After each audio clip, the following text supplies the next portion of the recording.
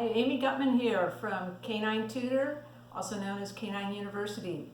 I want to give you just a really brief intro to dog training, the philosophy behind my training at Canine University.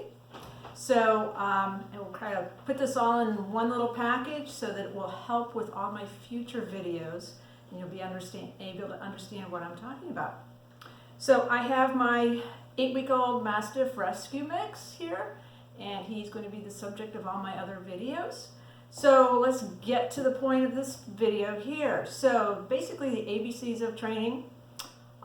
First of all, understanding 3 core things in your dog's life. First, of most importance, would be doing all the positives in your dog's life. And I break those into 2 parts. One, building up the obedience language in your dog. Obviously, we want them to be responsive to all of our commands. And secondly, giving your dog the right environment and exercise. Exercise is very important for your puppy. An unexercised dog might drive you nuts. So those 2 things are on the positives. On the flip side, addressing inappropriate behavior. I do address wrong behaviors, but I really want to focus on the positive behaviors first. So down the road, I will talk about that. And the third facet of the overall picture of having a dog is management. Management is in the form of baby gates, puppy cages, fencing, containment in your car. Management is basically to prevent wrong things from happening. So when you cannot supervise your dog to tell them that they're either right or wrong, they need to be managed. So it's an all or none principle. Either you're supervising or they're managed. So keep that point in mind. Then the next aspect is how your dog learns and communicates. So obviously this little puppy is not speaking English, Spanish, Japanese, whatever it might be. But we do want him to get to understand our language, and in his situation it's going to be English. So the vehicle for him to understand is through nonverbal language.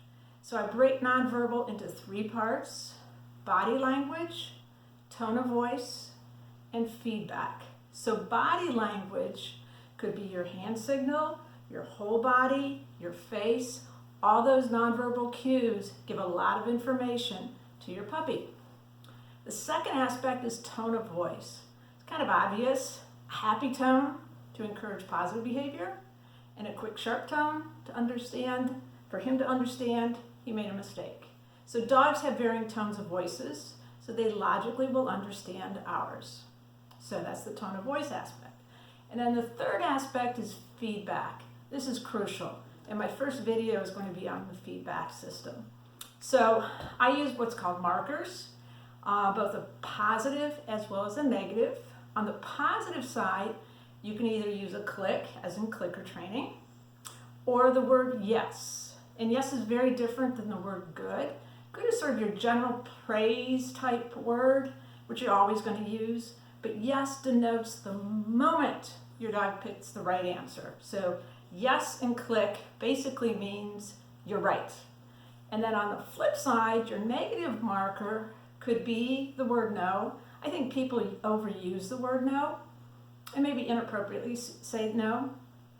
So I actually prefer just a little guttural interruption, like a eh. And being a mom, I've used it a lot. So you've got your plus and your minus markers. So the nonverbal communication, again breaking that down, body language, tone of voice, and feedback to your puppies. So all that makes a big difference on how your dog's going to learn.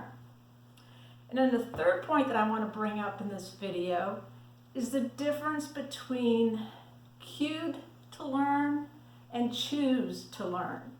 So traditional training models typically are cued to learn, where you're right away applying verbal commands and hand signals, giving your dog a cue on what to do. In my form of training, I actually prefer to have the dog choose to learn. Get their brain to think, what should I do to get my master to click or yes? And I find when you get your dogs to problem solve and offer behavior, they actually learn it faster and it stays with them much longer, if not indefinitely. So I'm going to be talking about the choose to learn, and in psychological terms, it could be called free shaping. It's a very powerful tool, and I think it makes training go a lot faster. So this little guy is on the accelerated pathway, and you'll see how this works in my subsequent videos. Hope to see you soon. Stay home, stay safe, and stay well. Amy Gutman here with Little Mastiff.